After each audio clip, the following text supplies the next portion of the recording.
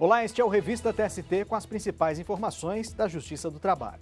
Dá uma olhada no que preparamos para a edição de hoje. SBT deve indenizar coreógrafa por comentário depreciativo feito em programa. Durante a programação, o apresentador e dono da emissora reforçou estereótipos de gênero ao fazer comparações entre a profissional e a sucessora na função. Zagueiro Dalton Moreira Neto consegue afastar demissão por justa causa aplicada por ter jogado em campeonato amador. E ainda, filhos de bancária falecida vão receber valores de adesão a plano de demissão voluntária. Você acompanha essas e outras notícias agora no Revista TST.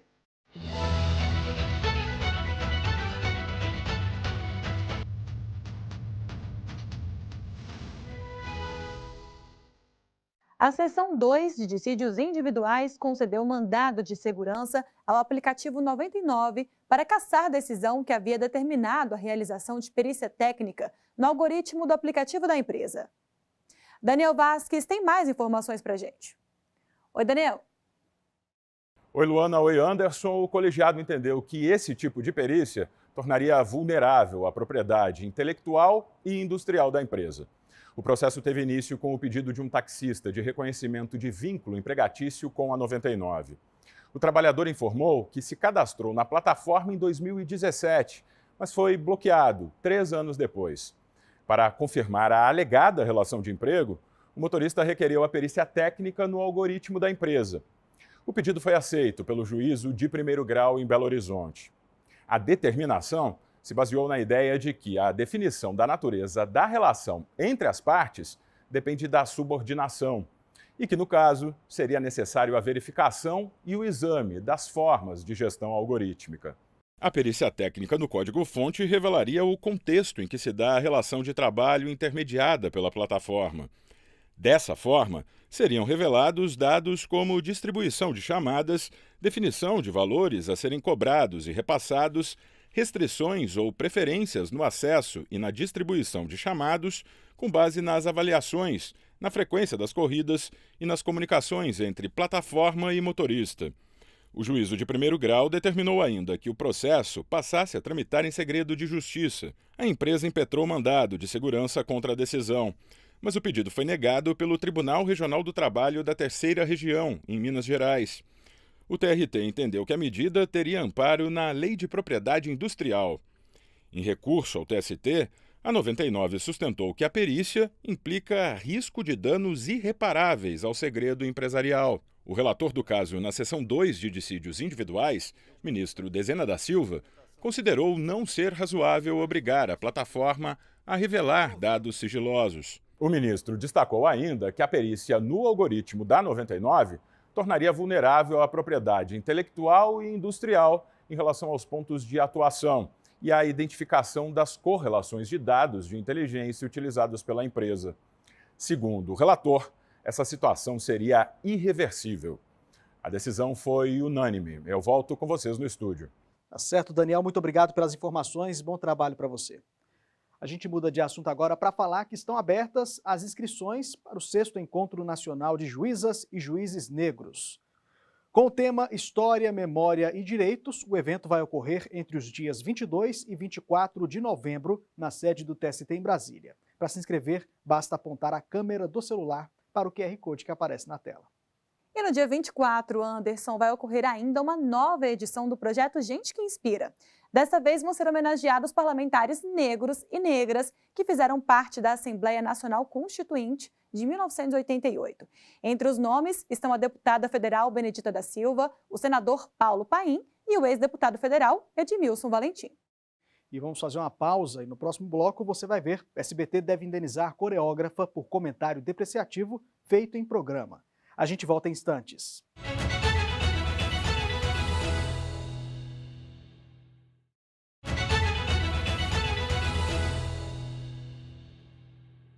Voltamos com Revista TST.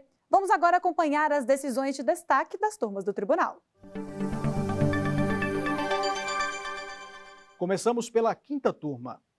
O zagueiro Dalton Moreira Neto, que atuou no Esporte Clube Internacional, conseguiu afastar a demissão por justa causa, aplicada por ter jogado em um campeonato amador no interior do Rio Grande do Sul. Uma testemunha confirmou que a participação havia sido autorizada por um diretor do clube. E quem traz os detalhes para a gente é o repórter Pablo Lemos. Oi, Pablo. Oi, Anderson, Luana. O atleta já tinha sido emprestado para outros clubes. Ao receber propostas semelhantes do América de Natal, o Inter submeteu à cessão a quitação de parcelas salariais e de direito de imagem atrasadas, o que não foi aceito pelo jogador. No dia seguinte, ele foi comunicado da dispensa por justa causa por ter participado de um campeonato de várzea sem autorização. Segundo o clube, o atleta teria utilizado um uniforme patrocinado por uma casa de eventos eróticos, o que poderia causar danos à imagem do Inter.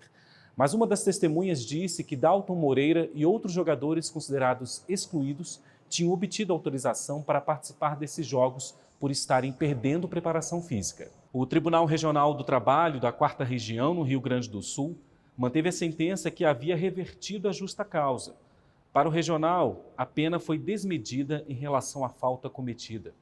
O TRT verificou que o motivo da rescisão foi derrubado pelo depoimento da testemunha. Em relação ao uso de uniforme patrocinado pela Casa Noturna, segundo o regional, essa informação não constou no ato de rescisão. Sendo assim, não poderia ser alegada no processo.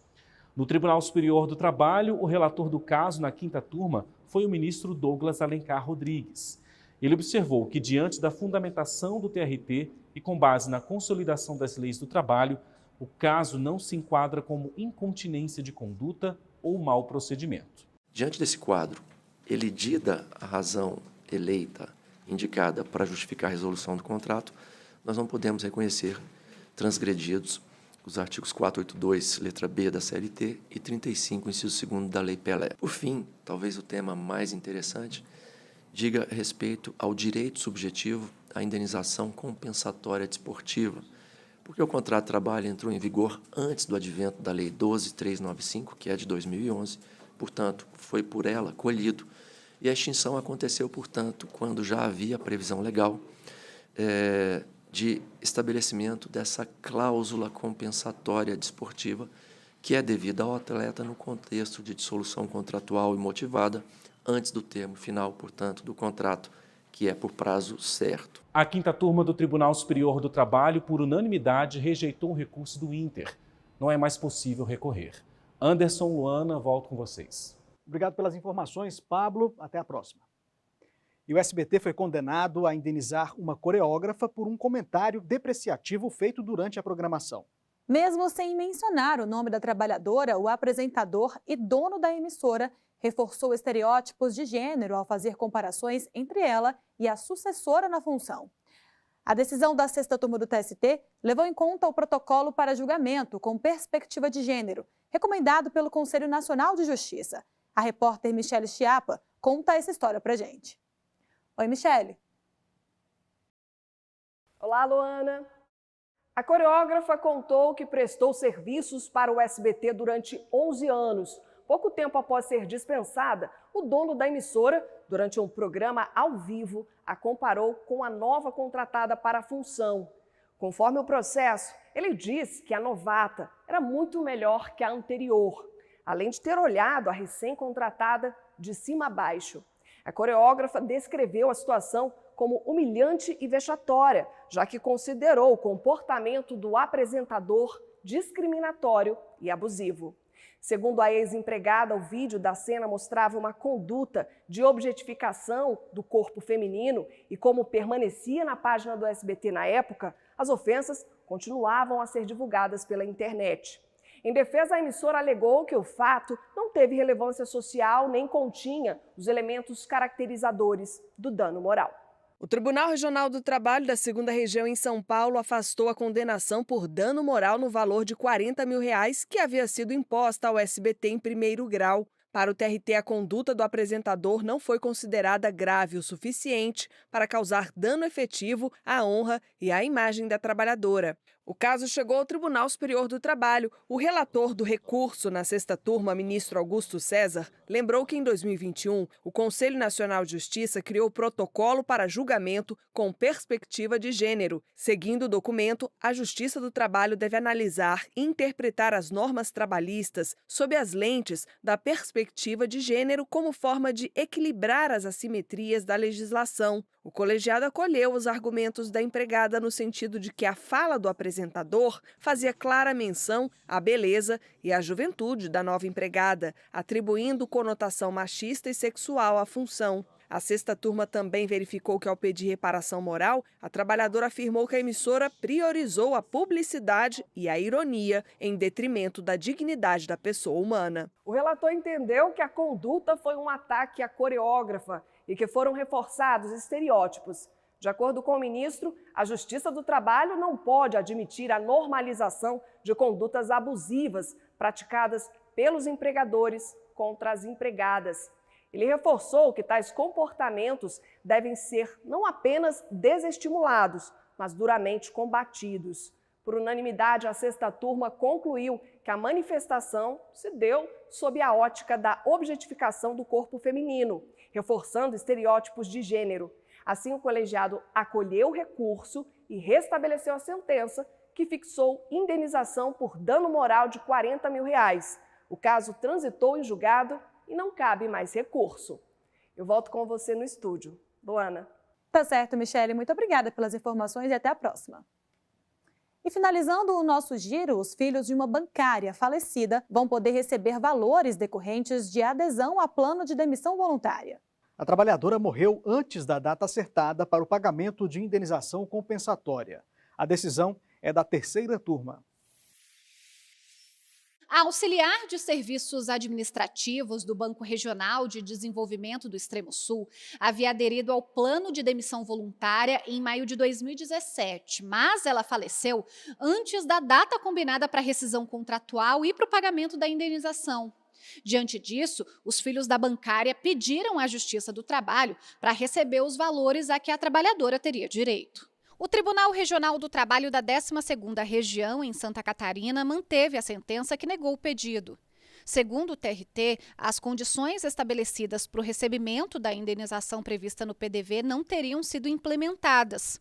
Uma cláusula do plano definia que, na época do pagamento, o contrato de trabalho deveria estar vigente, mas isso não ocorreu em razão da morte da empregada. Por isso, a conclusão foi a de que havia apenas uma expectativa de direito que não se cumpriu e não haveria o que ser transmitido aos herdeiros. Os filhos recorreram ao Tribunal Superior do Trabalho. O ministro José Roberto Freire Pimenta, relator do caso na terceira turma, explicou que a previsão normativa de pagamento da indenização compensatória depois da adesão é apenas uma condição suspensiva para o recebimento da parcela, mas não afasta o direito adquirido com a adesão do PDV.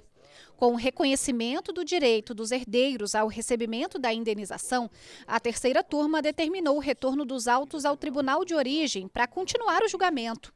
O colegiado acompanhou o voto do relator por unanimidade. A defesa do banco entrou com embargos declaratórios. Depois do intervalo, vamos falar de trabalho análogo à escravidão, que é tema do programa Jornada. A gente volta já.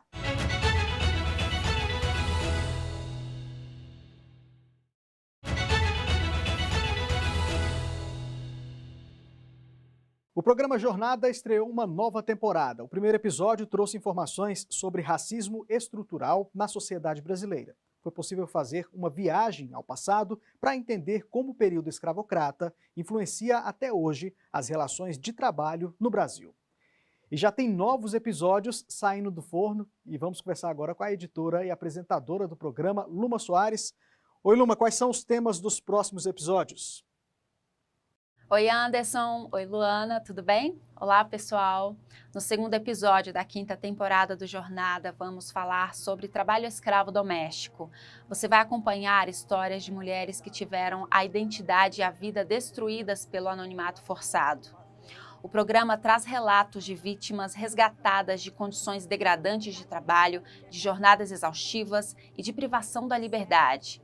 As consequências jurídicas dessas práticas nocivas também serão abordadas no episódio. Esta temporada vai debater ainda um tema que tem gerado muitas discussões: a inteligência artificial. Empresas no mundo inteiro estão de olho nessa tecnologia que, claro, tem impactado o nosso dia a dia e a forma como trabalhamos. Ainda dentro do mundo digital, no quarto e último episódio, falaremos das profissões do futuro. Há muitas atividades surgindo e outras sendo substituídas com o avanço da IA. Estimativas revelam que a inteligência artificial pode afetar mais de 300 milhões de empregos nos próximos anos. Até 2027, pelo menos 23% das profissões devem ser modificadas. Será que a sua é uma delas? Bom, tem muitas pesquisas recentes, entrevistas bem interessantes e eu quero convidar você a acompanhar esta temporada. O primeiro episódio já está disponível no canal oficial do TST no YouTube e também na TV Justiça. Eu te espero, é com vocês, Anderson e Luana. Ok, Luma, muito obrigado. E aí, Luana, ficou curiosa para assistir aos novos episódios do Jornada? Com certeza, Anderson, o programa é sempre muito bem produzido e traz histórias muito emocionantes, né? Para acompanhar todos os episódios, acesse o nosso canal no YouTube, youtube.com/TST. Veja agora outras notícias de destaque na Justiça do Trabalho. A empresa de tecnologia e informações da Previdência Social, Dataprev, e a Federação Nacional dos Trabalhadores em Empresas de Processamento de Dados, Serviços de Informática e similares, FENADADOS, assinaram 3 acordos coletivos de trabalho mediados pelo TST. Os termos se referem ao biênio 2023-2024 e a programas de participação nos lucros ou resultados. O vice-presidente do TST, ministro Aloísio Corrêa da Veiga, recebeu o presidente do Instituto Brasileiro de Geografia e Estatística, IBGE, Márcio Postman, e o assessor especial da presidência do órgão, Denis Marassi Jimenez. O objetivo foi dar início à construção de um canal de cooperação entre as instituições voltado à produção de dados estatísticos sobre o futuro do trabalho. O Tribunal Superior do Trabalho encerrou o curso Letramento Racial, Reeducar para Construir. Iniciada em agosto, a capacitação busca estimular o combate a atitudes racistas. Na última mesa redonda, os temas abordados foram o racismo recreativo, o racismo na mídia e o racismo religioso. Bom, o programa de hoje fica por aqui. Muito obrigado pela companhia. A gente se encontra na semana que vem. Tchau!